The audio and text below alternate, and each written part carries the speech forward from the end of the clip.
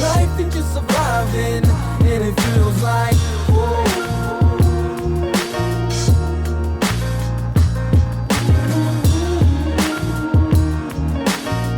Hey, yo, Chad, let me speak to him, man. It was my ticket out the hood, fucked up like you would. Repeat, fourth down, damn, I wish I could. Signed a deal, got me feeling good. Picture in that grain wood, at least one brand new in every hood. A star, born to roam the streets of every city. Born to fuck whatever little bitch get giddy. Walk with me, Bobby, no Whitney. Regular dude with a dream, new team, rhymes filthy. Lyrics pushing limits, no dance flow gimmicks. Catch me on my Louisville. 1 2 1 2 3 4 4 3 2 1. Let's see if we can't get you excited there, Cesar. Okay, I just froze right now. No comeback on that one. Okay, we are rolling, guys, and gal. I think I have one female listener. Welcome to this Juan time. Today, my guest is Cesar. I don't think I ever got your last name. Fazz. Cesar Fazz. Cesar, thank you for sitting in. You had a very important career, as I heard you speak about the first time I met you, and from what my uncle, who will be the next guest, has mentioned. Can you go ahead and give us an introduction to what your career was? Well, in fact, I'm going to go a little bit further back because I think it's important. I'm actually born in Mexico. Yes. So my nationality is Mexican. So, but I came here at a very early age and actually became naturalized when I was about 17 years old. Okay. And at the time, I didn't realize what the significance of that meant because it wasn't as critical as it is nowadays because it's much more difficult. But but my parents, we came down here and had a very great upbringing and went to college. Got a degree in criminal justice, and which led into the career that I retired from, which was law enforcement. So, so I did 24 years. Retired as a lieutenant at the time. Wonderful career. Loved every minute of it. To this day, I still miss it. Yeah. How long have you been retired? About 9 years. 9 years. Wow, that's a good amount of time, man, to kind of reflect on it. A lot happened in 24 years, so it didn't seem like a long time because a lot of careers that go much longer. But there's a lot that's involved in law enforcement and a lot of things that you see then. Go ahead and pull that mic up a little bit more to you.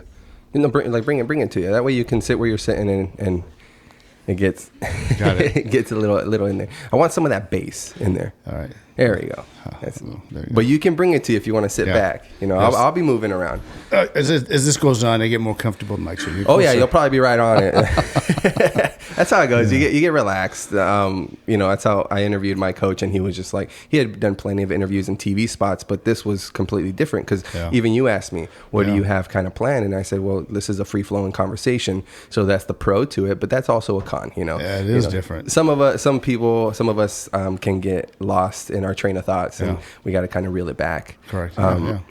So let's get you comfortable, as I said. So, but at your own pace. Yeah. So you served for 24 years, been retired for 9. I cut you off there. You were trying to make a point. No, I think it's important to our listeners that I'm a minority in law enforcement, so I'm very proud of that. So, but I did 24 years, and I was very fortunate because I bounced around from different assignments throughout the 24 years. So I was very fortunate in that. And a lot of it did help the fact that I was bilingual and a minority because we live in a border town. Yep. So, for example, the first 3 years I worked as a patrolman.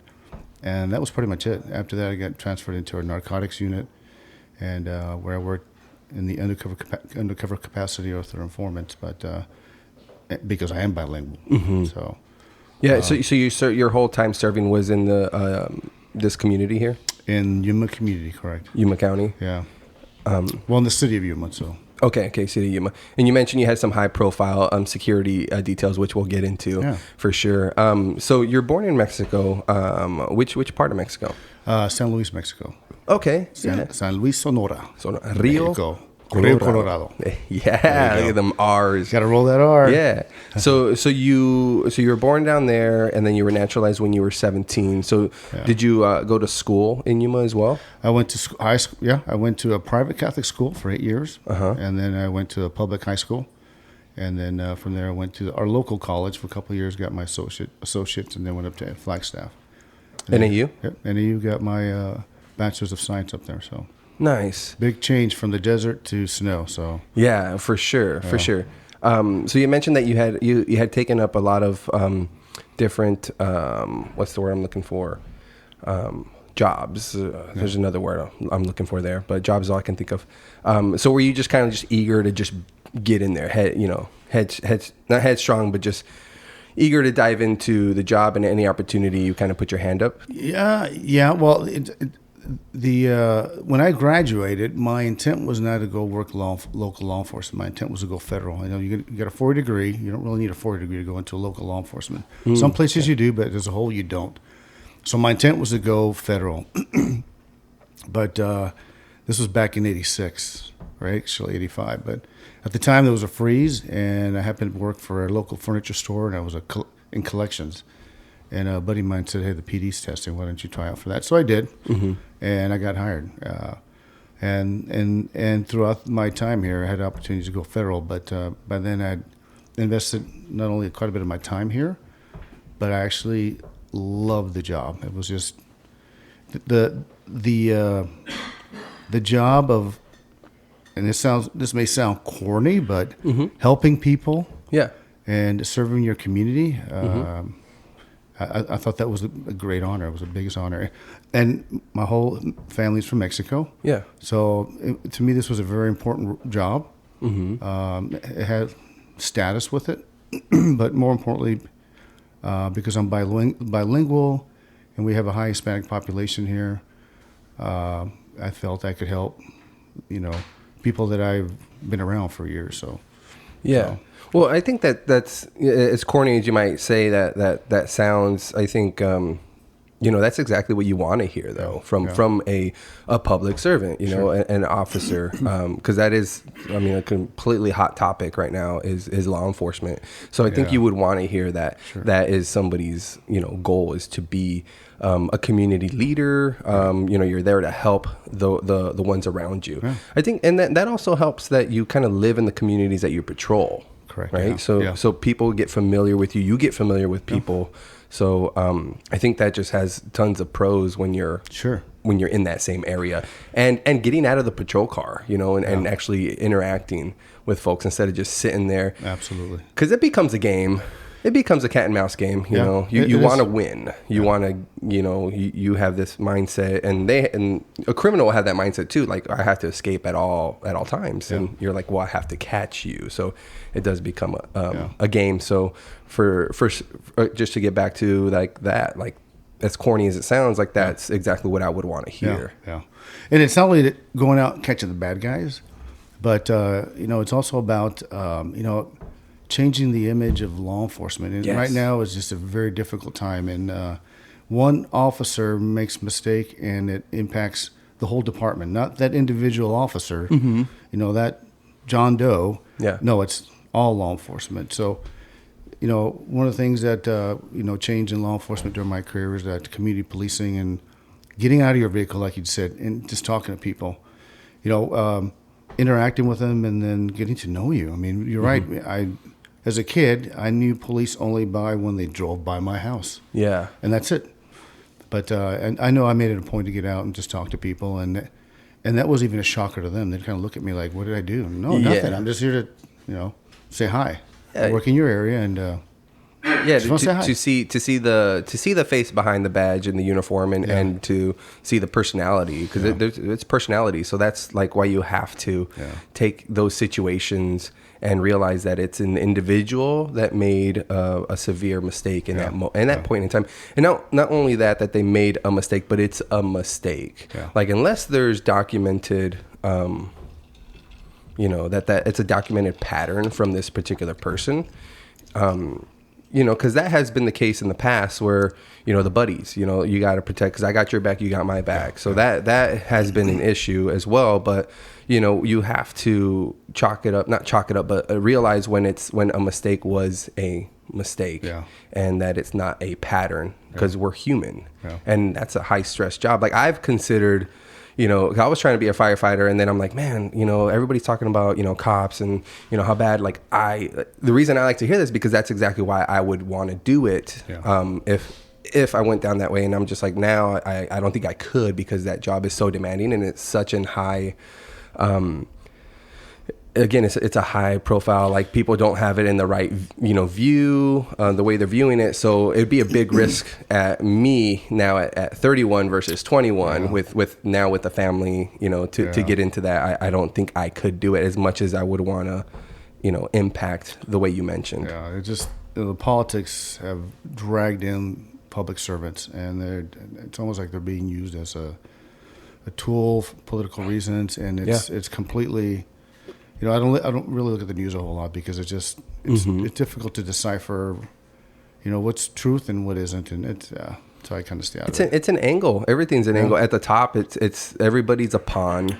Even law enforcement, because again, you forget that it's your neighbor. Your neighbors, you know, in law enforcement. It's not just some big conglomerate.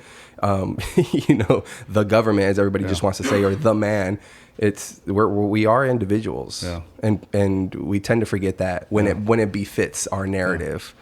You know, but as a whole, law enforcement's always kind of had a bad image, and that's our role is, you know, we're protectors of your used to have an officer that he used to talk on the local radio Spanish station, and he brought up a good point. He was patrolling, and one of our parks down here, and there was a lady walking her child. And I guess the child was misbehaving, and she grabbed her child and scolded him and said, "Look, if you don't behave, the policemen are going to come and get you." and he said, "You know what? That's so wrong." Yeah. She just kind of implanted this thought that policeman is a bad thing. Yep. And that's kind of always been kind of, to some degree, the image of law enforcement. We're out there to catch you doing something wrong, and then we're going to haul you off somewhere. But that's not. That's true. You do hear that. You do hear that from some parents where it's like, I'm going to call the cops, or I'm going to take you to jail or something like that. And it's like, we're the bad guys. We're going to come in and ruin your life forever and lock you up in prison. You know, throw away the key. No. Yeah, you have to still view the angle of when you're in need like that. It is also the people that you have to call. You know, when you're in that moment where you're needing the most, you know, the most help. Essentially, I mean, you call 911, they're going to dispatch police. Yeah. So. And I'm not going to say that there aren't bad officers, because there are. And then some of them, you know, they do the testing for it is very difficult. Because, you know, aside from there's background checks, you got to do a written test. There's a physical component in there. You got to take the MMPI, the psychological test in it. There's a polygraph test in it. So what you end up with is a very small percentage of the large pool of people that initially tested. Yeah. You know, now we're dealing with, there's just not a whole lot of people applying for law enforcement, and it's had a really big impact on it. But, and even then, when you do all that screening, unlike most other professions, you know, you get into a field that you're constantly seeing bad things. No one's ever calling you to say, I just want you to come over and say, hey, we're having a great day, come and join us. No, it's always something bad. So every day is filled with something bad. And in my career, I spent 22 years there on the SWAT team. So I got pulled out for every bad thing. Yeah. You know, I loved it. I love because it's kind of like there's a sport component in there that I got to stay in time, you know, my game, be in shape. But it was always catch bad guys. Be respectful of people, even the bad guys, because at some point, they're going to get released, and I'm going to have to deal with him again. And he's going to remember my last contact with him. Yeah. And if it was bad, then it's going to be bad again, or worse. And if it was good, you know, then it's paid out where they've worked with me, and, you know, we kind of resolved any issues, or they complied and voluntarily allowed to be arrested and not barricade themselves or something. Yeah, you forget that. I mean, just people in general, like when you come from a place of authority and you see it in particular with parents and their children, I mean, they'll get you get furious when you don't ask, when what is asked of them, they don't comply. Like compliance is the big thing. And so I can see that that's one of the biggest disrespectful things you can do, where it's like an officer gives an order, much like myself, I give an order or, you know, a request to my kids. And if they don't do it, I'm like, hey, yo, what's up? But now you think about it, it's amplified when it's such a dangerous situation. And I mean, you're constantly dealing with people, you know, when you get called out to the serious, you know, incidents, or you have a traffic stop that is really sketch. I mean, you're constantly just dealing with people on the worst day of their, you know, the year, their life.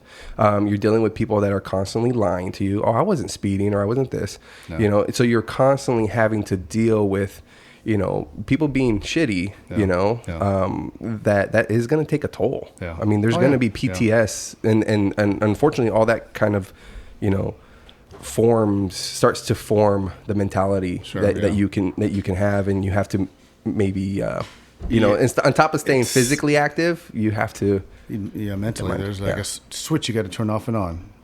Yeah, when you go home, you got to turn it off. That's so hard. And we expect you to be robots about it. We expect the enforcement to be robots about it, that they're not human. They can't have a bad day. They can't have that. Theo, are the lights coming through on the window, on the video?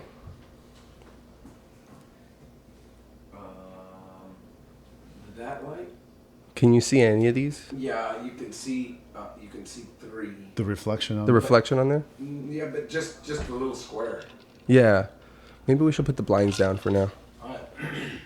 Just pull it down. There you go, Cesar. That should, if you pull it. To the left? Yeah, towards Chito. Yeah. It's heavy. Oh, there you go. It's dark outside anyways. There you go. It looks better. Hey, there we go. Man, those are heavy, man. You didn't buy those at IKEA. They were imported from... They're handmade. They're handmade. Handmade. USA made. Yeah, so you have to maintain mental fitness, I guess I would say. Yeah. And you kind of, you know what, this is kind of, I'll tell you how we cope with things. Not everybody, but as a whole, you know, people think cops are very insensitive. You know, we may be at a crime scene where there's a dead body. And here in Yuma, we get a lot of them, either from, a lot of them are from self-inflicted, or, you know, the elements here, we had a high elderly population. That's true. And then we find out that, you know, they passed away, and, you know, on a welfare check or so forth. But you know, we joke about it. And people, you know, they don't like that because they think we're being insensitive. But here's the reality. If every dead body call you went to, you let it get to you, you're not going to last. You won't. It is some of the things that you see, you can't replicate it even in movies. What you see, it's a bad. Some of these things are really bad. Yeah. So you have to find an escape, and it's usually we crack jokes. Deep inside, there's a whole different emotion going on. And when you go home, there's a whole, you know, they come up in dreams. And I remember waking up one night looking at my pillow, and it looked like someone that I had just seen that had been dead for quite some time. Wow. So, I mean, it takes its toll. So we find ways to kind of cope with it. You have to. So you can last that career. It's not being insensitive. It's a coping mechanism. You have to. Well, and that's why, like, the people that have some of like the twisted and darkest humor are people that have served, you know, people in the first responders, you know, firefighters, EMT, nurses, doctors, you know, police. You have to start, you know, finding a way to cope with that, and that is usually, you know, trying to make each other laugh in that moment, because again, it's a serious moment. It is, and it's not that you're, like you said, it could be misinterpreted as you're making light of the situation, but it's like, yo, you gotta kind of use that to break the ice, the tension. Yeah, and then coupled with that, so a lot of these officers, and you know, I remember in college, I'm talking about that when you become a cop, you know, make sure you've got other friends other than police officers. You know? Oh, yes. And they didn't make sense to me. Well, of course I'm going to keep my friends that I've had, but I ended up losing some of my friends, and because you know, your whole life is around the things that you see in your profession, and there are things that nobody, you know, you can't tell stories of what happened with folks. They're not going to get it. They don't want to hear it. They don't get it. They don't hear it. No references. No. Yeah. So the ones that kind of understand you are your fellow officers, and you end up hanging out with them, and that's your little group. So what do you guys? We still have fun. Yeah. But we also share and we talk about the things at work. Yeah. Some of it's kind of a healing or a coping Therapeutic, mechanism. yeah. But at the same time, that becomes kind of all-consuming, 24 hours, because that's all you're during work. And with your friends, that's what you're talking about. It becomes an echo chamber, much like the left-right politics thing. If all you listen to is left or right wing, then that's what gets propagated, and it's harder for you to connect with other folks. And I realized it more when I retired. And when I retired, and I was looking towards retirement. I remember, like, within the month of it retiring, I felt lost. I felt like my identity was gone. Yeah. I felt lost. My family was gone, because it's a family. Oh, yeah. And I was lost, and I've since continued on, but even still now, I miss the work. I miss helping people, and even currently I am in a profession that does that, but it was just a great career. My oldest son, he just started, so he's a police officer up in Michigan.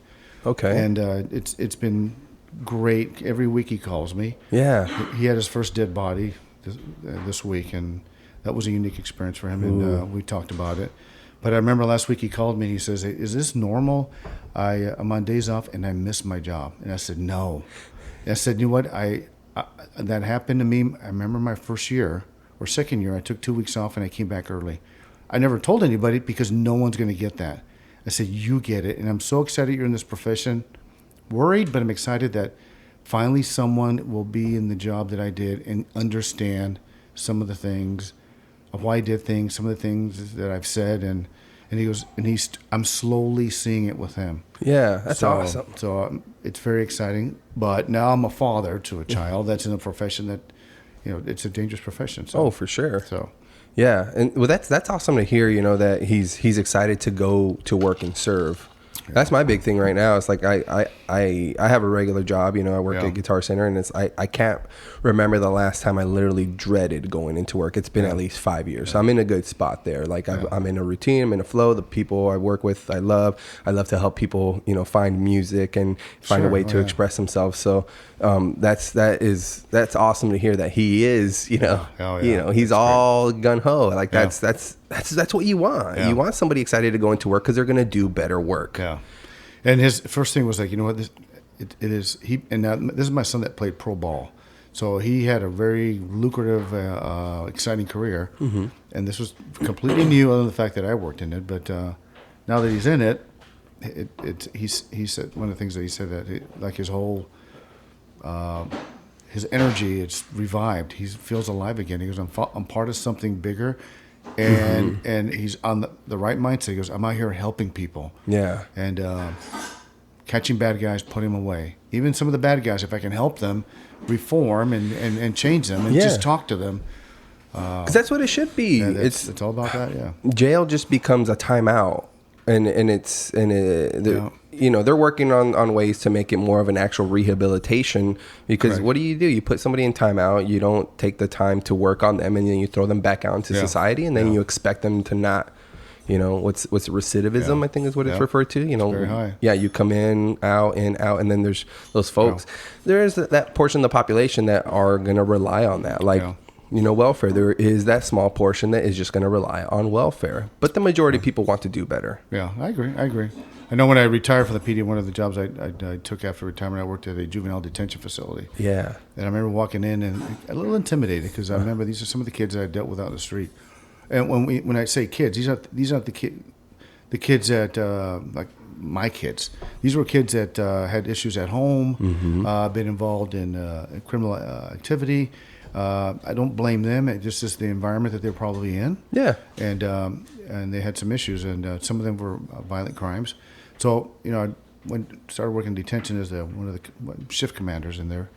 And these kids, when they came in, real hardcore. Some of these kids, when I say kids, I mean, some of these kids were like 6'2", 240 pounds. I mean, these are still underage. Yeah.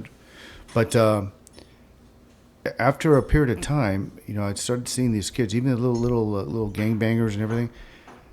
They were children. Yeah. I didn't see that as a cop.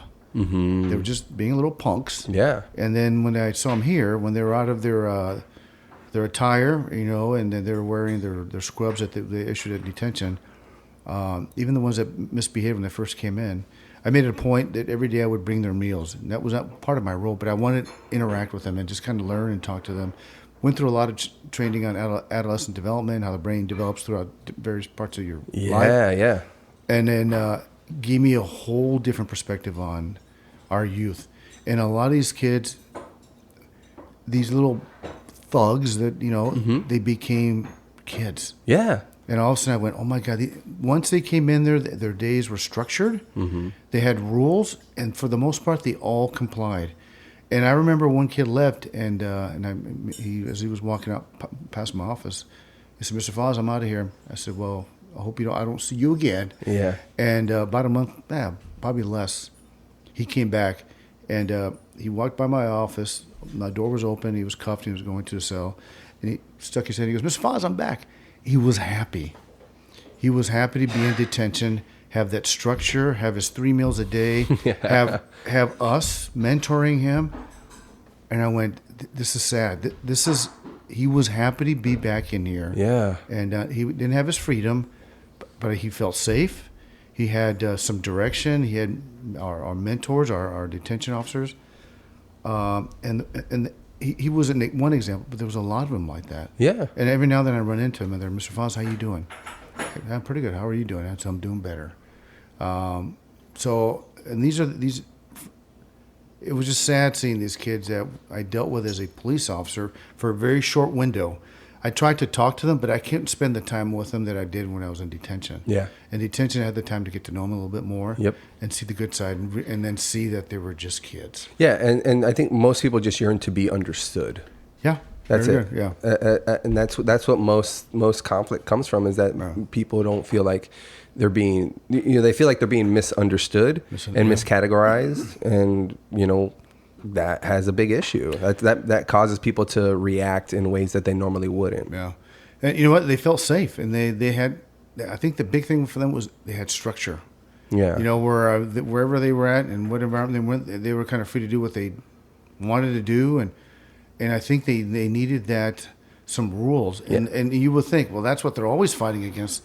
But for whatever reason, once they came in here, even the ones that were really hardcore, 1 or 2 days, and I remember I'd give them their meals, and the guys that acted up the first night, they'd look at me, Mr. Fazz, how you doing? I said, pretty good. And last time I had talked with this kid, he was punching the walls, and they would say, almost everyone would say, Mr. Fazz, I just want to apologize for the other day. And I say, hey, that's in the past. Let's go forward. And I'm not happy that you're here. Yeah. But let's make the best of it. We're going to talk and see what we can do to kind of make sure you don't come back in here.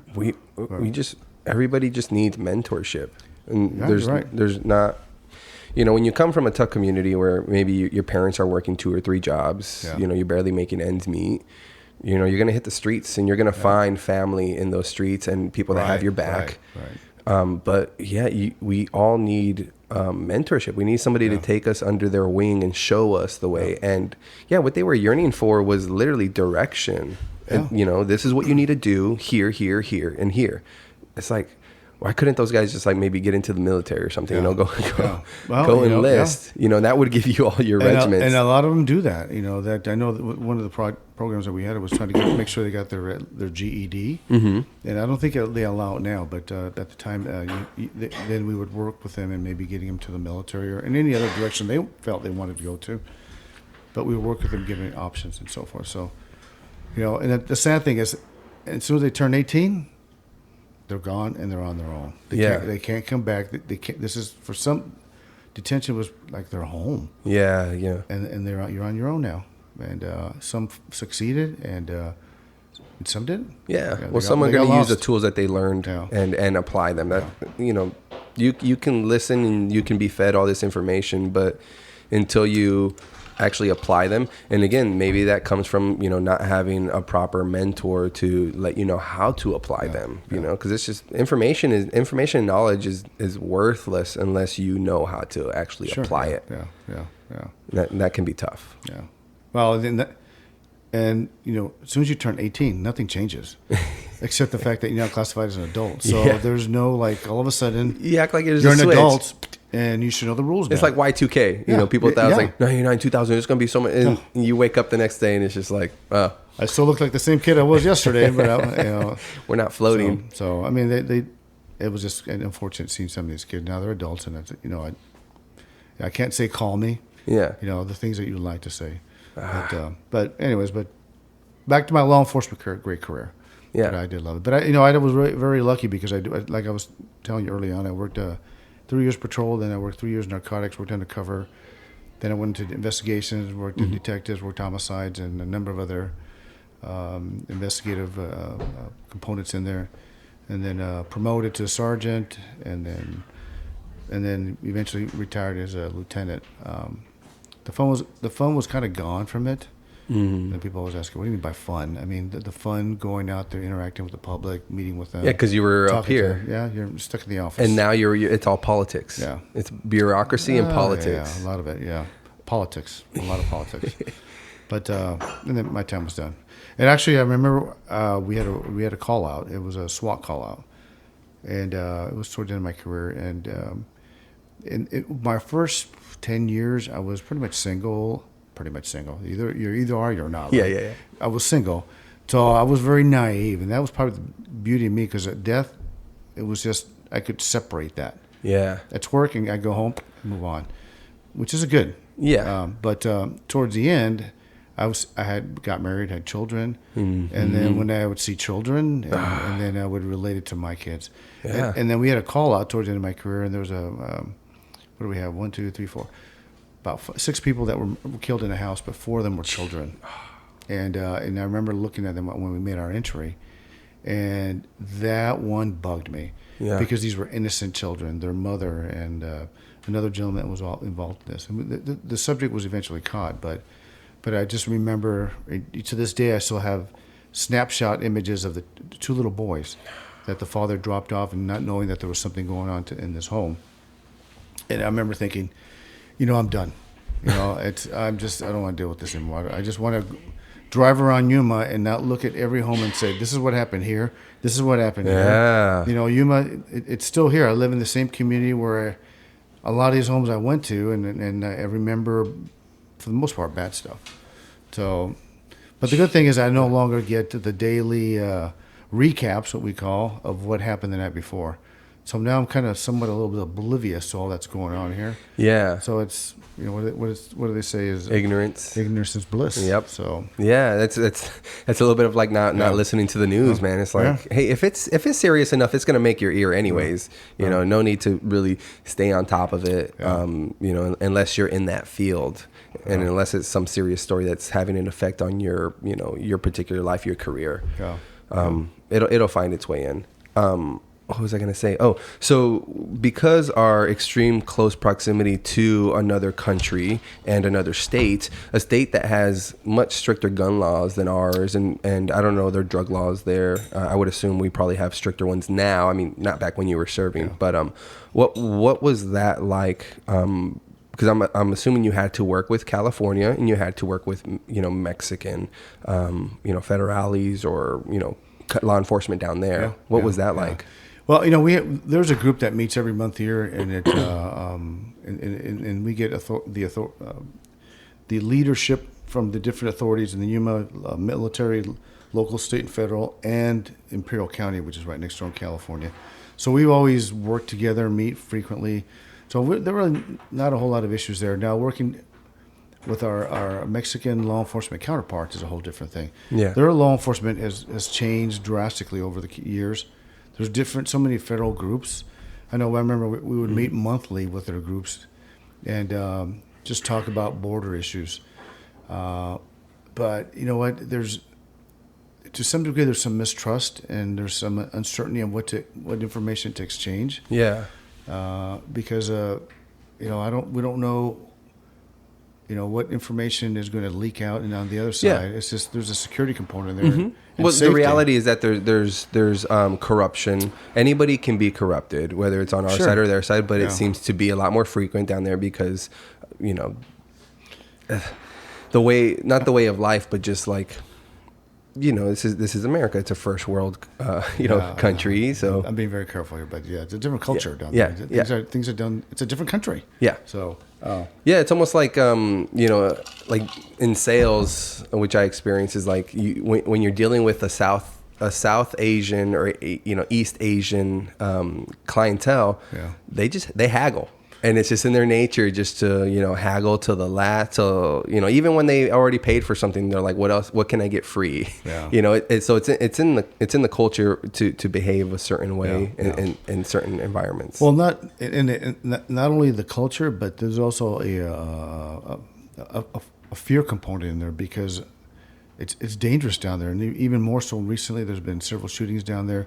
So even those in law enforcement down in Mexico live under that umbrella of constant fear of retaliation or harm to them, but not only them, their families.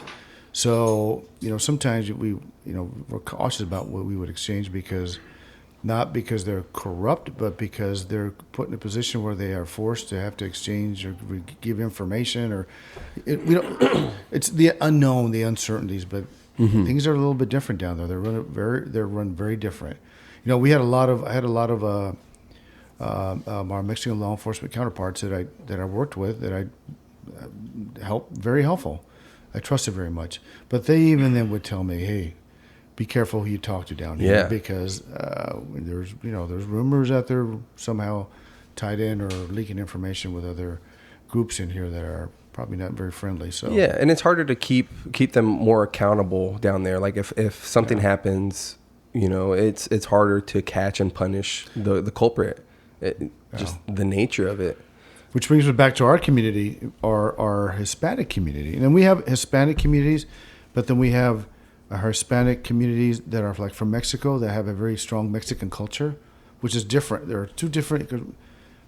It's a two different thing. I know we used to have Spanish speakers, and some learned it in school. Spoke very well Spanish, but they didn't have a very strong understanding of the culture. Yeah.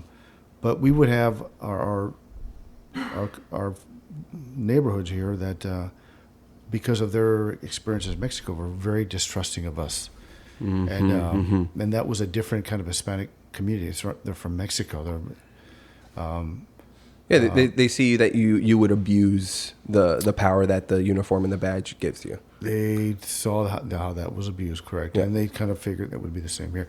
So we spent a lot of time, a couple of officers that were of Mexican descent, reaching out to them and explaining here that we're here to help you guys. Yeah. Because we would show up on calls, drive-by shootings, and as you probably probably already know or expect, some of these communities, especially those that just came from Mexico, even local ones, they don't want to talk. Yeah. Because they're fearful of is their name going to be in reports going to come out and they're going to retaliate, so forth. So yeah. We had to go out. A lot of it's education, going out to these folks and explain to them. I would go out and say, "This is my name.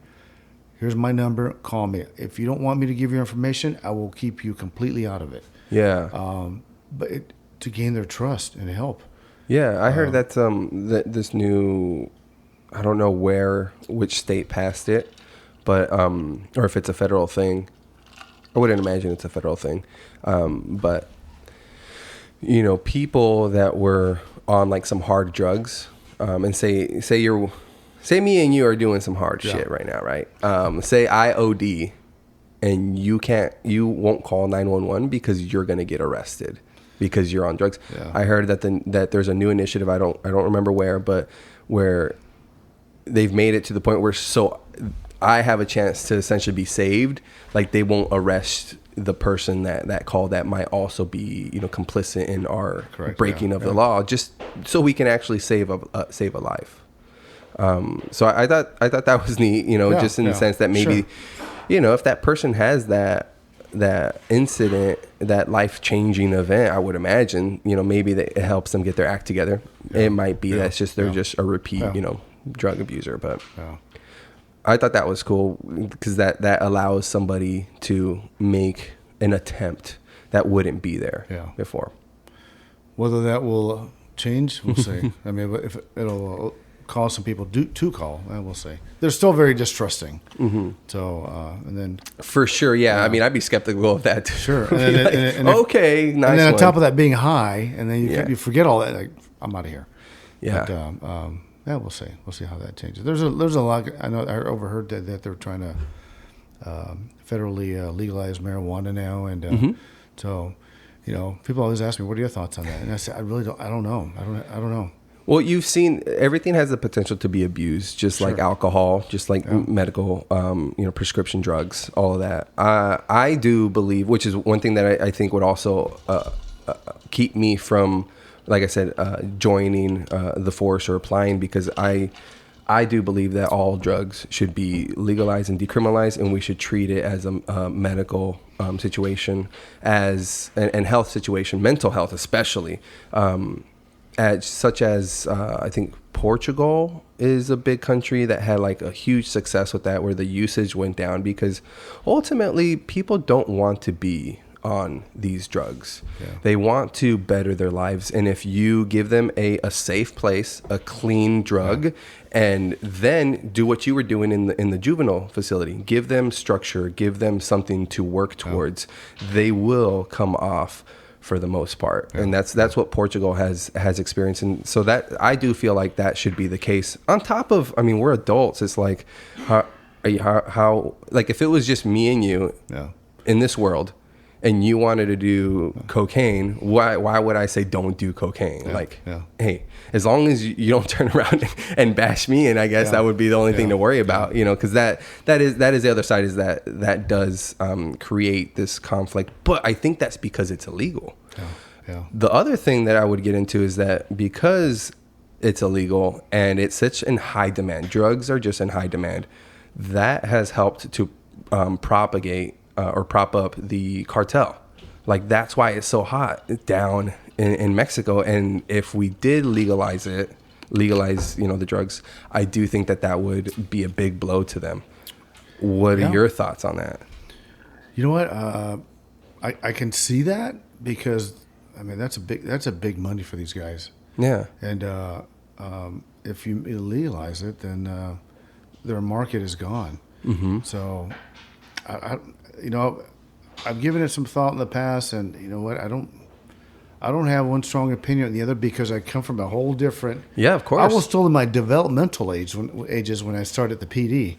Yeah. So I mean, my thought process is adhere to the law. Yeah. So if tomorrow they legalized it, then you're right. An adult has the right to make a decision whether they use it or not, just like alcohol. But as long as it's illegal, my thoughts are it should remain illegal. Yeah, but that's a good point, for sure. So that's my thought process. Would it?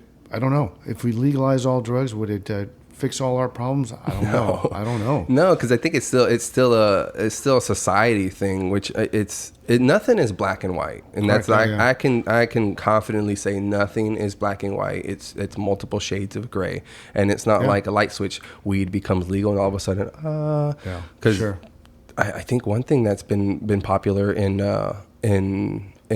California is that the cartel's coming up, taking over these grow operations there. And the issue is, now that it's legal in California, it's no longer a felony to be caught there. It's only a misdemeanor or something like that. So they're actually, because it's legalized in California, they actually get reprimanded less, because that is one of the downsides of it being legalized like it is in California. So nothing is black and white. No. Well, I know in Arizona there are places where counties that even though it's a felony per state statute, some of the counties have the authority, and it's statutorily in place where they can reduce the penalty for that and make it a misdemeanor. And a lot of them do that, and they reduce it down if you have less than so much weight and you don't have any indication of sales or anything like that. Then even though it's a felony, we're going to treat it as a misdemeanor, because there's so much of it. It's so saturated, and the courts are just inundated, and the prison system is just, they're filled capacity for drug charges. I mean, there's no victim per se. The state's the victim. Yeah. So it's exhausting on our resources, on our financial resources throughout the state. So for a nonviolent act. So yeah. So I know a lot of the counties treat it as a misdemeanor. They give you a ticket, off you go, although it's still a felony. Because it's the reality is that it's a felony. There's penalties for having it, and it's still out there. Yeah. And it's big business, and it hasn't stopped it. So. Yeah, I mean, there's a demand. Yeah. And that's just the, the lean of it, I guess. I don't know. The fear of arrest and incarceration hasn't done anything. It hasn't stopped anything. No, that doesn't. It doesn't. Maybe there is some truth to maybe legalize it. Maybe that'll stop the. It's a different. flow. We have to take a different approach at this point. Yeah. I think it's we've tried it so long on that punishment side. It's like that negative reinforcement or positive. What works? What works best, and it does depend on the individual. But for the most part, I think the positive reinforcement is the way to go. So again, it's in my opinion. Legalize it, regulate it, open up centers that were before detention centers to be actual rehabilitation centers. This is going to take a massive overhaul. We're going to have to get the best minds in there. I'll definitely call on you. But I said that maybe they say this maybe jokingly. If they, I always think that there's a cure for cancer out there. They just don't want to bring it up because if they cured cancer tomorrow, it would be catastrophic to the pharmaceuticals and some of these clinics and physicians that specialize just on cancer. Yeah, what would they do? Yep. So, if you reduce crime, crime is good business for people in law enforcement. In law enforcement detention centers. Oh, yes, there's jobs that create. It so is a if job. You legalize all drugs. I mean, we have a federal unit called Drug Enforcement Agency. So now. That's a big chunk of what they do. Mm-hmm. So I'm sure they could, but the reality is it's big business. Yeah, you'd have to on our side, on the law enforcement. It's side. just like anything else. It's like if we're going to move away from coal, we need to subsidize the people that are losing those jobs. Because again, what's going to happen if they got nothing to fall back on? They're going to turn to crime. So as a society, we have to support those folks when we completely change an industry like that to help them relearn, re-navigate and find a new career path, because there's going to be new jobs. Like I said, if you legalize it, they could turn to rehab centers, mental health, finding more opportunities to find other jobs. I mean, a job will come up. It's like the Industrial Revolution. It's like when the machine came through. It put out lots of people work, but now you need people to build the machines. You need people to maintain them. You need the service, all of that stuff. So there are jobs that will be created. Sure. Yeah. But that's definitely a good point. You can't just like boom, this is the way it is now, and everything's it's kosher. Far more complicated. There's consequences even for some of the change can impact a whole lot. So maybe that's why things haven't gone in that direction. There's thought in it right now. They're trying to figure out what are the change. How's it going to impact? We can see the potential for good. Yep. Because you were talking about Portugal. Yep. But I mean there could be some other consequences from. The job thing is the big thing, because again, it's almost like when you retired, you lost your identity. Yeah. Because your career, especially when you're in it for that long, that is your identity. So when you lose that, and then you're not helping these people out. They're gonna become depressed. They're gonna abuse whatever they're gonna abuse to get by, and then to get by, they're gonna turn to crime. Yeah. I wanted to make a point right there. Where was it? It'll come back to me. Oh, but you're putting my glasses. No. There was a point that I wanted to make in that moment about drugs, legalizing it, and then cancer and cancer. Boom. So conspiracy theory, right? It's they don't want to put out the cure for cancer because then the pharmaceutical company. So is that almost naive? It's almost like the chemtrail guys, right? The chemtrails, like they're throwing drugs into the atmosphere, but it's like you realize that that's falling on whoever's putting it out. It falls all over. So you can't. And I would like to maybe somebody to do a deep dive investigation on this, but. There has to be people in the pharmaceutical, maybe higher ups or whoever's making these decisions. Cancer doesn't discriminate. It doesn't just go away. So either they are getting this secret help, or there isn't a cure because they're putting their own family potentially in risk if their cure is not out there. So is it profits over family at this point? That's that's kind of like my strike on that there is a cure out there and they're just not providing it because they have family that has to be affected, whether it's their immediate family or, you know, in-laws or extended family. There's going to be somebody in their lives that is affected by it. You know what? And there's so much, you know, I can't get on YouTube without finding information that there is a cure.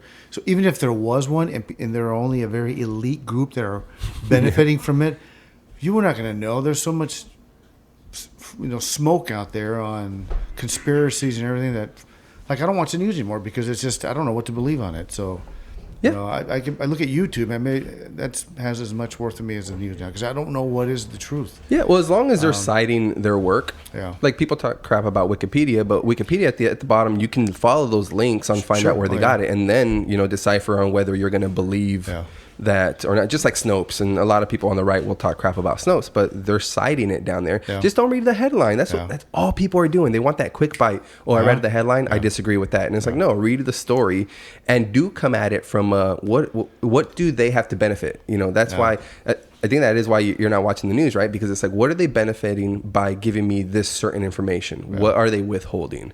And you'll see that. You'll see that. Yeah. I mean, turn on, you know, MSNBC and Fox News, and it's totally two different narratives for the same story. Different. Yeah. What happened to objectivity? I just look at YouTube now. That's it. The truth is in YouTube. That's it. Yeah, well, I mean, that's a lot more grassroots. I mean, like this, you know, it's just like I'm just putting it up there. I'm putting it out raw. I'm not editing much. I'm just cleaning up the audio, trimming the fat, and then being the end. Here you go. You know, this is it. Yeah. Take it for what it's worth. And this is, all right. Good stuff. Yeah. There was another point I needed to make there. Why am I forgetting these points? I think it was the energy drink, man. It just got me like... Or the age, because I know that one. 31? Oh, well, maybe not. We're close. Organ failure, not organ failure, but diminishment starts at about 30 is what I've heard. And I experienced that. You know, my back is hurting. But it's very gradual, Yeah, I just got to continue doing yoga. Yeah, that'll do it. Yoga, eating healthy. A little bit of Jack and... a little bit. A little too much. That always kind of gets the mind going. Brings out your creativity side. What was that point I wanted to make? I hate myself right now. We're talking about cancer, and then I think it was had to do with the news. I don't watch the news because, you know, I don't know what to believe, and I don't want people to listen to me trying to remember a thought. So how did you pass the time? I mean, you worked a serious career. You served. Well, let's talk about that. You served detail. So you anytime a high profile person, whether it was an actor or somebody from DC was in town. So who did you serve detail with? You know, because of I was in the tactical unit, which is like it's a SWAT team. Yeah. You know, we got all the high risk call outs, but also the special details. We're close to the border. We had several presidential visits. Mm-hmm. So our job, we would work with the Secret Service and some of the locals, and, you know, we'd get specific duties assigned. Ours usually was like when the president lands, you know, there's a whole lot that happens in the behind the screens. Like, we had to clear acres and acres of citrus, and that was like manually going in there and, you know, probing and looking through the trees and getting stickers all over you, but just making sure nobody's hiding in that tree. Yeah, and the unit here is very well equipped and very well trained. Yeah, and no one, they don't know much about it like most tactical teams in most departments, because they're kind of like you know, they come and do their business and they don't do the investigative part. They come and make the place secure and safe, and then they immediately leave, and then they're done. But had Jimmy Carter come down here, Bush a couple times. Junior? Junior. Yeah. We had some movies that were made out here. Uh-huh. I remember did security for like Alec Baldwin. Yeah. I get in trouble for that. Kim Basinger, The Getaway. They did the movie The Getaway. Yeah. So those were long processes. We were sitting there and get up on that mic, baby. We just stuck around Pull with them. Pull it towards you. You want to lean back. I know, I'm starting to lean back and go. You're starting to relax. The jack is starting to kick in here. Just go like this. Look, just grab that motherfucker and go like this. I don't want that. It's all right. It's all right. But stuff like that. You know, it was good stuff. It was fun. Yeah. You know, we were in the background. You know, you didn't Yeah. see us, Yeah. but it was fun. In fact, the sad thing is we didn't get to see a lot of these dignitaries because we were in the background. But our role was nonetheless very important. Of course, you got to make sure that the path. I mean, come on. There's that infamous, Kennedy assassination, man. It's like, we would go. I tell you, we would get detailed maps. And now we have Google Earth, so yeah. we could measure distances, sniper shots. Here's the path to take. Here's the threat areas. We could lay out maps and show where we're going to have people. We can assign geographical areas for different units. We can respond. Here's the path to take. The technology now makes it so much easier for us to kind of come up with plans and be prepared. And when Bush came down last time, when he landed, our role was to meet him and his entourage and the Secret Service guys, and then kind of make sure they came out safely in a safe environment. And then our other role was if something happened between here and the border, then we were the primary response unit to respond and pull him out of that threat area. Mm-hmm. But and it happened quick. But the time spent for planning and the paperwork generated to get that going was days of it. Yeah. For just a few hours of in and out. Yep. That's it. And it was exhausting. Yeah. I mean, we would be there. I remember being there the night before till midnight or 2:00 in the morning, taking night shots, checking the areas, watching. And then being back early in the morning, way before they land, and then get everything set up and so forth.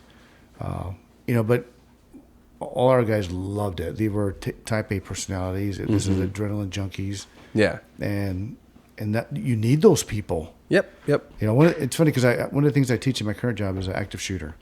And I used to teach that for first responders, for police officers or tactical operators.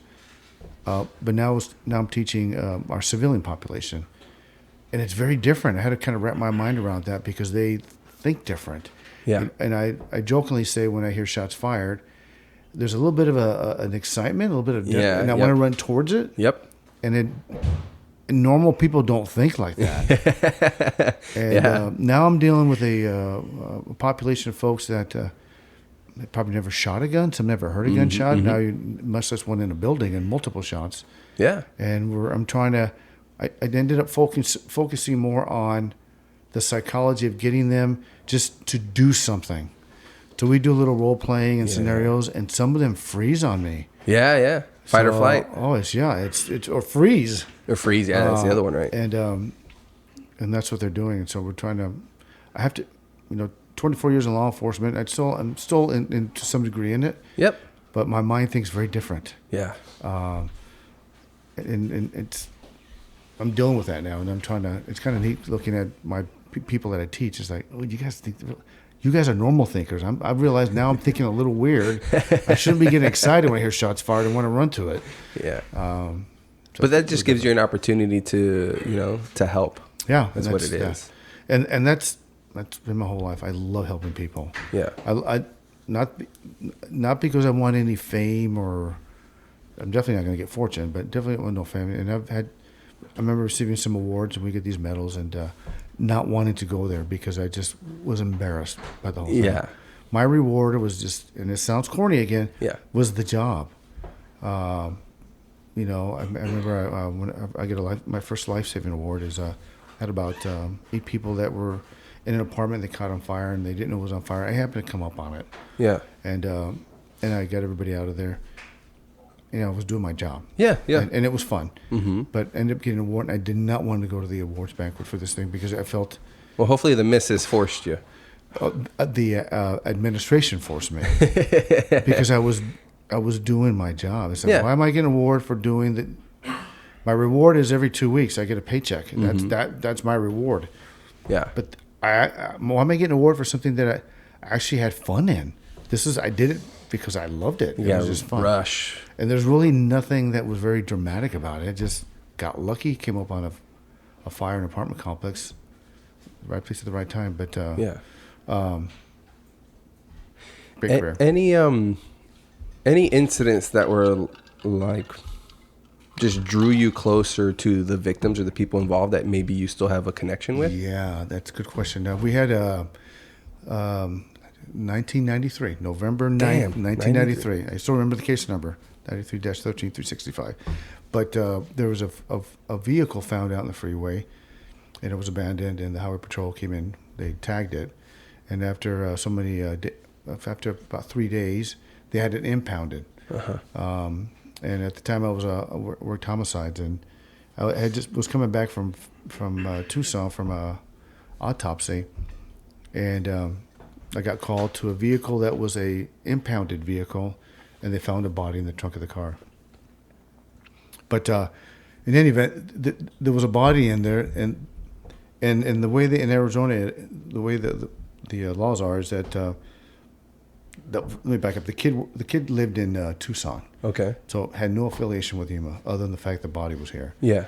And it was on the freeway initially. So, but it was a homicide. But the investigation originates wherever the body's at until you can determine where the crime occurred. Crime, yeah. So it was mine. So it was a very involved, complex investigation because it involved Tucson, it involved Tulare, L.A., and Las Vegas, a lot of traveling, a lot of different players, and they were gang members, and it was over a drug deal. And I was going into areas that I'm not familiar with, the different towns, and I got real close with this was the family of the victim, and it was their only kid who was going to college. Yeah. And all they knew was the first generation Hispanic family going to college. Yep. But unbeknownst to them, he had a double life. He had an apartment elsewhere, and he was selling kilo amounts of drugs. Damn. Coke. Yeah. And bad drug deal from some bad people out L.A. Yep. And they killed him. Yeah. And they took his car and they left him out here. But I got real close to the parents. And I wasn't that much older than their son. Oh, yeah. That they had it's just lost. 93, yeah.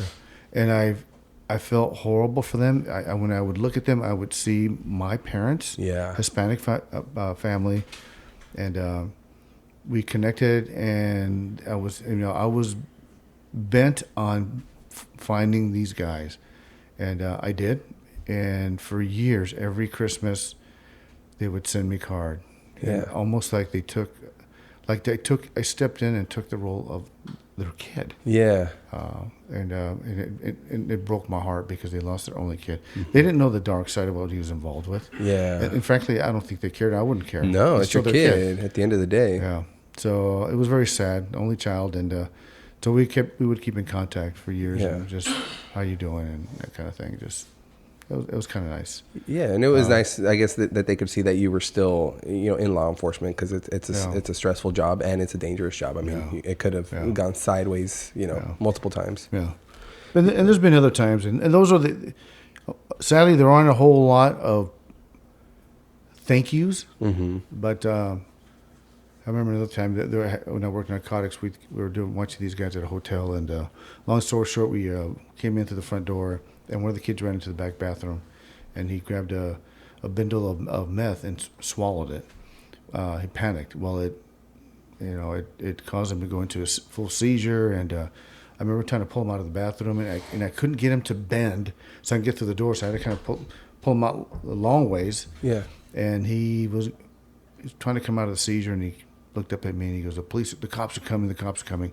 And he's handing me stuff out of his pocket. Oh wow! And he got arrested. Turns out his father was a federal agent. Oh. But some time passed, and probably years. And I remember my first son, he was there was a parent-teacher conference at one of the schools. And I walked in, and this guy comes up and he goes, "Officer Fazz?" I said, "Yeah." And when I hear that, it's like, "What?" And I turned around and looked at him, and he goes, "I just want to thank you." And I said, "You know what? I don't remember you." And he brought me back to that time, and he was that kid that swallowed that dope. He said, "My life was shit, and it was going down a very bad path." Yeah. And he goes, "If he hadn't shown up that day, had not been arrested and gone to jail and gone through that legal system, I'd probably be dead. But that completely changed my life. This is my wife. These are my kids." Wow. And I went, wow. Same thing. And he goes, "I just want to thank you. If he hadn't come into my life at that moment," I said, I don't know where I'd be right now, but I definitely wouldn't be with these people here that I love very much. And I went, wow, thank you. I'm very proud of you. I would have never known. Yeah.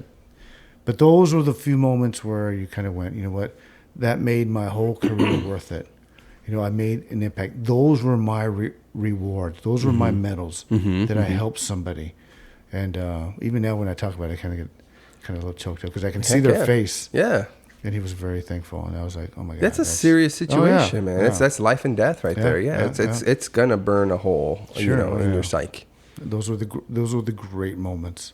Yeah. So, I mean, and that's why I've stayed in the profession of helping people, because there's no greater reward for me than knowing that I helped somebody change their life for the better. Mm-hmm. The guys that I work with now, we do security, and I told them, you know what, there's no greater honor than people entrusting you to take care of them. Yeah. You know what, they trust you, and their families trust us to let them go to work and go home, and if evil should come here, that we're going to be the front runners, that we're going to be at the very front protecting them. These are our family. Yeah. These aren't just people, these are our family. And that's how I've always taken that role. I joke, I'd hate to see myself get old and die. There's a little bit of honor dying, helping people, because you get remembered that way. And not to be, that's just kind of a status thing. But no, that's how strongly I feel about the job that I do. That's just the rewards from that are great. Yeah. No. Awesome, man. That's really good points. Let's see. I think my Theo needs to get in here, man. And then I got my buddy here Trust who. me, I'm fine. You're good? I'm good. Okay. Keep going. Well, because I can do this for 12 hours. So. Do it for 12 hours. Trust me, he's way more. And my compa here is the one that always comes and bails my ass out, I'm though. like, Hey. I'm like sick as a dog. All right. No, Well, this is great. Trust me, he's way more important than I ever am. A lot more. Bullshit. I mean, I don't know how many times I've called him like at midnight. Compa, the horse is laying on the ground. What do I do? Yeah, but Compa, I'll be right over. An hour later, fucking horse is back. Son of a bitch, horse. so you have horses as well, or a horse? I've had up to 5 horses, maybe, and 3 dogs. fuck. I tell you what, I'm never. This guy right here is best friend here. He's been to saved my ass. I don't know how many times. My dogs. He's performed more surgery on my animals than In your kitchen floor. Fuck, on my kitchen floor, and Ooh. he's had my arm elbow deep in a horse's butt, checking organs. Ugh. But yeah, I used to go out with him every now and then. Yeah. Watch a horse or a cow get castrated. Oh my God, that was worse than anything I saw as a cop. Somebody watching them boys go bye bye. Watching a poor, he's still a guy. A horse or a cow, or a bull. It's still there. It's still a dude. And the whole plan was we were going to take the testicles home and eat them. Yeah. That was the plan. That was the plan. Yeah. I love testicles. It was all good until he pulled it out and he did this crunch and this dog started chewing on it and then It's just like liver. Yeah, that's what it tastes like. It's liver. When the dog bit into it, it looked like it was biting into it was rubbery and Well, yeah, you gotta cook it. You gotta fry it up. boil it. En el disco, ya We sabes. were raised on that shit. I think if I hadn't seen it, Yeah. and then the whole thing, and Mario's kind of like, yeah, he's looking away and doing Sleight of the hand. thing, like no big deal, and toss this poor animal's manhood gone down the drain. A dog's eating it, and I'm sitting there looking at that, going, "Oh my God, this is like reality. This is and that calf stands up, and he is no longer a he. He's a eunuch. He's the other now. Yeah, And, a eunuch. yeah, eunuch. So. Did you ever patrol on a horse? Never. No? No. In fact, I never rode a horse until I came out here. And in fact, my first horse was Mario. He brought me a horse. Oh yeah. No, brought me a horse as a gift. Actually, Dana, my girlfriend, well, the other cause of that deal. Which part? The horse? The castration? No, she's here. Oh yeah. That's, There you go. yeah, we pushed her to go. Hey, go meet Mario. And I was like, don't Now fuck you- it up with us. He's a vet. He's got I need them in my life. Don't fuck it up, Dana. Now you got the in all the time. So now we're real good friends. So I guess let's get to some questions on how etiquette. So traffic stop etiquettes, I guess. Yep. So usually what I'll do is if I get pulled over, I'll roll down the windows. yeah. And if it's at night, I'll turn on the lights. Is Yeah. that good or bad? That's perfect. Perfect. Hands on the steering wheel and Yep. so forth. But you also remember there are depends on who pulls you over too. And again, let's go back That's down true. to the grassroots here. It's not. The cops are. Each person is very different. Yeah, they're human. I was a cop and I worked with some of these guys, and some of them were assholes. Yeah. And They're and human. that's just like in any profession. They're still people. And some of the guys are real good. You know, my thing was when I stopped somebody, my philosophy was they're not getting a ticket. They're not getting a ticket unless they earned it. Yeah. Okay. Otherwise, I'm not giving them a ticket. Now, if I had been a traffic officer, they don't have a quota per se, but that's how they show if they're being productive in their job. They do traffic enforcement. Yeah. And they Yeah. show up and they don't give tickets, then that's a different thing. Yeah, that's true. So then they get consequences. That's their job. So they're different. But and I would pull people over, and then first thing is they'll always ask, "Why am I being stopped?" Generally, I'm not going to tell you, because as soon as I tell you, then I don't want to get into a discussion, debate, or argument with you. Yeah. And I don't have the paperwork that I need, so I will ask you. And before I explain that, I need your driver's license, insurance, and registration. And you got to remember that the reason why I stopped you because I developed probable cause. There's a violation, so I'm lawfully doing that. I know there's a lot of videos of these auditors at the checkpoints and when they get pulled over, what they can and cannot do. You know, I don't. I agree with him to some degree, but at some point, you know what? Just comply. You know, and if you got a problem with them, call for a supervisor. And as a supervisor, I will tell you that. We already know which officers can be complicated and lack some political correctness or some tact. Yeah. And that it's helpful for me as a supervisor to hear that because I may already have some other baggage on this officer, and I'll fix it. Yeah, you have to correct. Or I may say, thank you. That's what I was looking for. Yeah. But, and That's such a good point. and they may not know that.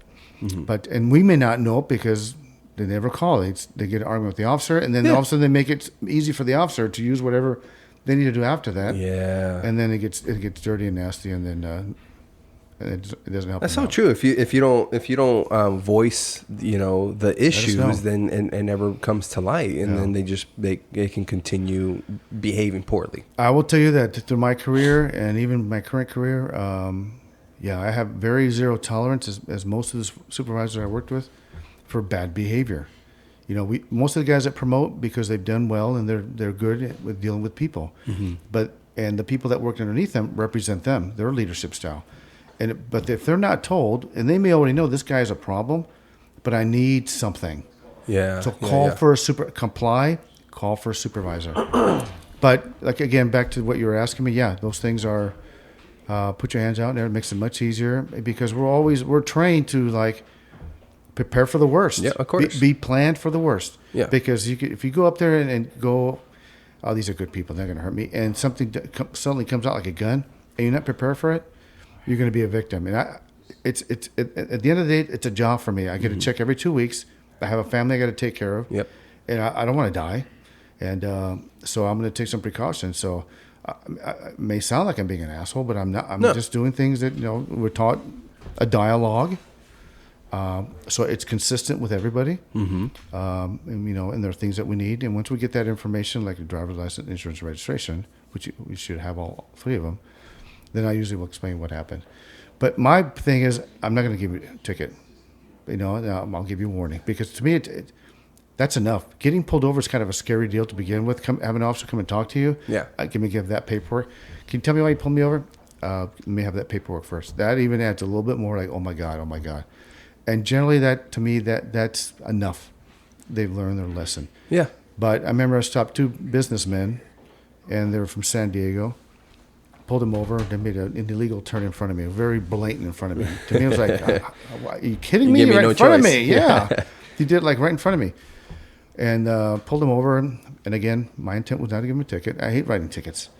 And all this extra paperwork. it's more paperwork. But I run your name. I run your vehicle, make sure everything's current, nothing's expired, don't have any suspensions or warrants or anything. Yep. And if you're good, all right. But the guy came out and he asked me, why'd you pull me over?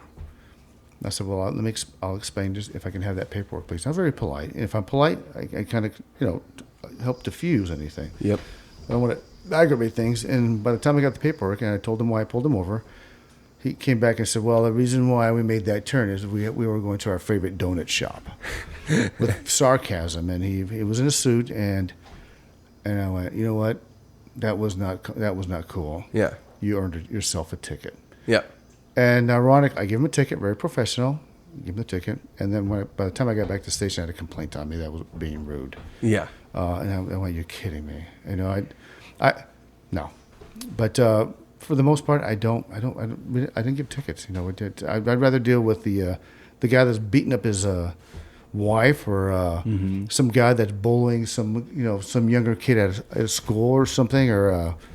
Bad people that probably need to be put away and taken off the street and stuff like that. Those are, that's what I was looking for, not a civil traffic violation. Mm-hmm. Unless I wanted to get in the vehicle and I suspected there was something more in there. Yeah, of course. And some officer will pull you because they profile, which is perfectly legal. Not racial profiling is a different thing. Yeah. But profiling is correct, and they'll pull you over. They find a violation. They find the probable cause. It's completely legal. But they're trying to make sure that there's nothing else going on in there. Yeah. Whether it be human trafficking or drugs or whatever. Mm-hmm. And then they find nothing. All right, here's your paperwork and off you go. But if you start trying to argue and exercise your... Armchair lawyer. Yes. Yeah. And then that's when they're like, you know what? You made this very difficult. And all I'm doing is a job that I've been entrusted with. I've been hired to do. Mm-hmm. This is my job. Yeah, I got to do this. What you're asking me is just turn around and let you go, and I'm all out of here. But it's not to say that every stop is probably. I can't give you an example, but there are some cops that do abuse that. But again, I hate to say cops. There are people. Yeah. That will abuse that. Yeah. And for the most part, they don't last in that career. Mm-hmm. Because if we get enough complaints, and then we you see a pattern. We weed them out. Yeah, they go out. They move on to something else. Mm-hmm. They become doctors or radio hosts or something. I'm just fucking with you. Yeah, a radio show, huh? What is something that you would like to? You made some really, really great points, but just something else that maybe you could. Leave the listeners with for the next time they interact with an officer. You know what? Just to kind of ease whatever tension might be there. That's a tough question because you know what? Because there's a lot of answers you give depending on the circumstances. But I think right now the big problem is that the media has really put a lot. Every time I get on Facebook, there's something about law enforcement, something bad, and there's the other side. This is a good thing that happened. It's not being publicized in media. Mm-hmm. Where law enforcement is on the focal point right now, and it's hurting law enforcement in the aspect that some of the better folks that would have made great cops, they're not going into that field anymore. Yeah. I mean, there's some agencies that are looking at trying to ease up on some of the disqualifiers, like prior drug use or criminal stuff. And those things, those disqualifiers were there in place because they want the cream of the crop. They want the people that are going to treat the people, serve the people that they work for. Mm-hmm. But they're not getting into this field anymore. They're looking elsewhere. Why get into a field that's, you're either going to get front page of the paper, thankless, or there's going to be a riot in your community. There's going to be civil consequences, criminal consequences. People are going to criticize you. Now they got webcams, so everybody's going to, they're going to be a backseat driver on everything that you do. I mean, I didn't have cams, the body cams on there. Now everybody is going to criticize and just take the snippets out of Take what the they want. snippets. That's exactly what it is. Because any hot topic, any hot video you see out there, all you see is the point where the person was pushed to that point where it got excessive. Sure. Oh yeah. But what's the lead up to that? You conveniently trim all that out of it. There's a whole totality of the whole picture of what happened that dictates how they react. But I mean, it's not a bad thing either because accountability. The officers know there's someone that this is going to get downloaded, and the supervisor's going to look at it. I mean, it could be, and it's public information, so they're going to be on their best behavior. For them, for some, it's nothing changes because they always treat people the way they should be treated. Yeah. But the key to working with law enforcement is just being respectful, and if they're not being respectful, there's steps in place in all law enforcement. Every agency has an internal affairs for a specific reason because some cops do go bad. I mean, it could be this isn't the job for them. They've seen things and they either have to get help or they and it's not high pain. It's not that high pain. So obviously you find ways to kind of get around and make something happen. It's traditional law enforcement. It's high alcoholism, high divorce rate. There's shift work, there's holiday work. You're not home. Long hours. The divorce is a big one. Why'd you get home so late? You just worked 15. You were gone for 15 hours. You work a 10-hour shift. Well, I was working. Why aren't you helping around the house? I'm flipping tired.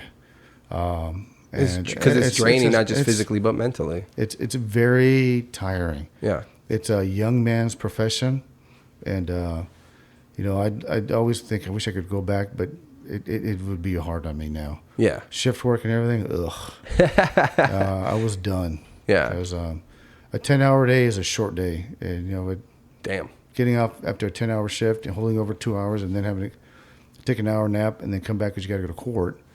And then you sit there for 5 hours, and then you don't get, they don't call you in, so you got to come back the next morning, go home, sleep a few hours, and then go back to your night shift, come back the next. It's just hard, and it wears on you. So emotionally, and then you got to go back out and deal with the public, and you always have these people that constantly challenge you. You're tired, exhausted, marital problems.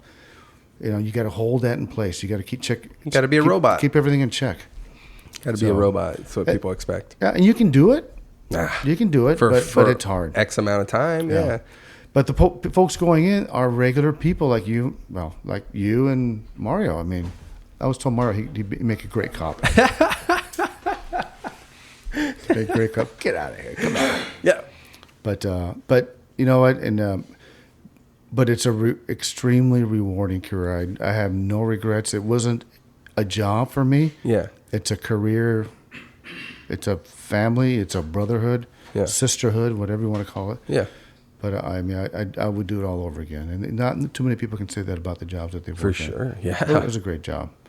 But it's unfortunate now. It's different now. Yeah. And I look at that and all the bad publicity law enforcement gets.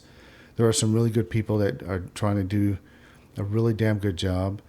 And they're all caught up in all the politics and all the media, and now we have Facebook and all the social media that I didn't have back then. Well, it just amplifies the divisive, the extremes. The political agenda for that day. I think that's what I wanted to talk. What I wanted to say that one time.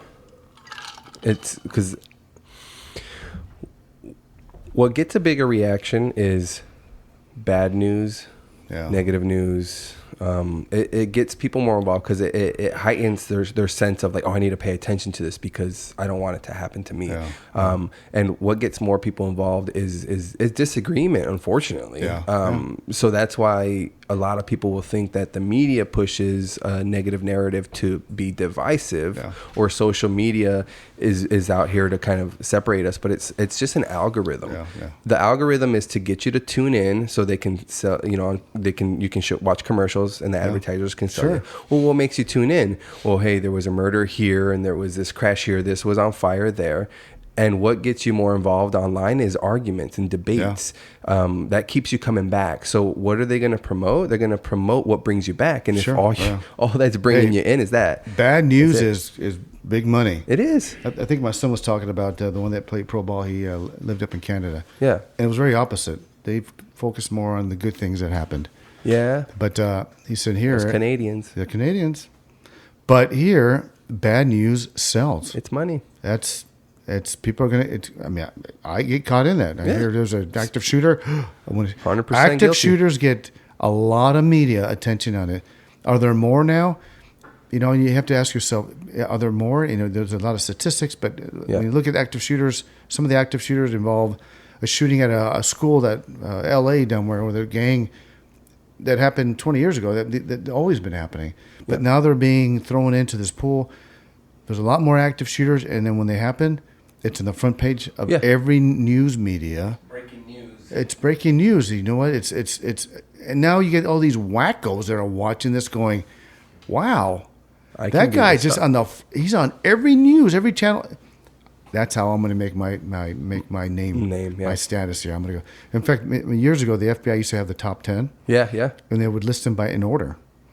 But at some point they stopped because they found that some of these idiots were working themselves to be the number one. Exactly. So now you got all this publicity on active shooters, all the bad stuff, and there's a lot of crazy people out there, folks that need help, probably not getting the help, and they see that and they're like, I want to be. Yeah, that's how I'm going to make it. It comes to the sense of community. I think everything comes back to a sense of community, belonging, and just having your back. Yeah. And the understanding that I think that can be rolled into just every issue that we have. I think that if we could find a way to not say necessarily correct that, because again, it's not going to happen overnight like everything else, but make big strides to make that the case. Yeah. That I think that would be a big benefit to our society. It's big money. Bad news is big money. Yeah, that's what I tell people when they're like, it's like, oh, they're just, it's all negative as far as like they're pushing on us, they're trying to divide us. I was like, listen, all they want is for you to tune back in, to pull out your phone and get on that app. That's what they want. Yeah. And how are they going to get it? By rallying you up. You have a good experience at a restaurant, you maybe tell 2 people. Yeah. You have a bad experience, you're going to tell 10 to 20. Oh, yeah. Yeah, that's just what it is. And all I remember is the bad thing. Yeah. You could have 100 great things. Like I said, in law enforcement, you just say, you have this cop that been 15, 20 years, and he's done great in one thing. Oh, yeah. And they're ruined. And that's who that's you are. That's what they focus on. Yeah, and that's who you are. Yeah. It wasn't all this. Yeah. And not only you, but now I'm going to drag all law enforcement. You're all corrupt. That's the easy way out. That's child's mentality. I mean, you have to look past that. Yeah. Yeah. Hey, gossip and perception is alive and well. Well, gossip used to be a good thing. I mean, you needed to talk about, what was going on in the community, but now it's just it's harmful. It's hateful. It's vindictive. It's this is why I moved out here. Literally, I moved out here because it's quiet. I don't have neighbors, looking in my yard or I show up in my uniform and it's which is a whole nother story. But this gentleman I met, that he was a member of the Aryan Brotherhood, that was a family across the street took him in. But it was interesting hearing his perspective on being out. He did like 25 years. He was one of the highest. Wow, he was a high-ranking member. Yeah. But it was interesting talking to this guy. I would go talk to him because who's this guy across the street with all these tats on him? Mm-hmm. Mm-hmm. But we would talk. But his perspective on views on things, very different. It was a very educational for me. Yeah. How he viewed things from the other side of what I did. Yeah. It was quite interesting. Yeah, you have to take in that information. And you do. That's another thing that people are doing is they're trying to censor speech. And I think you don't just censor speech, because what you're going to do is you're going to force those people to go find other like-minded, individuals and groups and amplify that speech instead of just meeting with them at a table and just communicating, trying to again understand where they're coming from and let them understand that their views in that sense are wrong. Sure. But you don't just stifle bad speech by censoring it. You need to continue having good talks and more speech, and just let people kind of like pull on the rope, because eventually they'll hang themselves when they try to use bad logic. It is. I agree. Well, Cesar, let's wrap this up, man. This was a pleasure. I enjoyed it. This is my first radio internet podcast, and I used to be the supervisor, public information officer, PIO. Yeah, PIO. So every now and then I would, our PIO would do it, but in their absence, I would go out there, and it was kind of nice because I could ask him, "What are you going to ask me?" Yeah, and then they'd give me the questions, and all right. So, but every now and then we'd have like a major incident. I'd show up at the crime scene, then the media would show up, and it would be live. Oh shit! And that was the oh my god, oh shit factor. Yeah. So this is kind of like one of those, but. I knew I was going to be on TV, and this is a little different. So, so a little bit more comfortable here in my compa's house here. So it's the TV was more regional, and now this is worldwide. I mean, it's on YouTube. It's going to go on YouTube, so anybody can pull it up. Oh yeah, you didn't tell me that. They'd have to search for it. I'm glad you told me at the tail end of this thing. Perfect. So. I got you to say some incriminating things. No, I didn't. Very cautious. Very cautious. All right, man. Well, again, it was a pleasure. And my pleasure. I've been definitely wanting to get somebody in the law enforcement background on just to, it's like I said, it's a hot topic. And I would love to have you back on sometime. Oh, I'd love to go back on. Yeah. Well, anytime I come down here, I think I'm going to make it a point just to bring my gear down and just find out who's lined up. The current trend. You ought to see him. He's a Santa Claus. Santa Claus, and I'm part of the Foothills karaoke circuit. So. Oh, gonna have to do some karaoke. Oh! I can't sing worth a damn, but yeah. Neither can I. But they're all our winter visitors, and they're like, turning up their hearing aids, and they love us. That's true. That's good. That's true. Well, Cesar, thanks for coming on, guys. Thanks for tuning in, and follow, subscribe, share, all that lovely stuff, and we'll come to you real soon with another episode. All right, bye.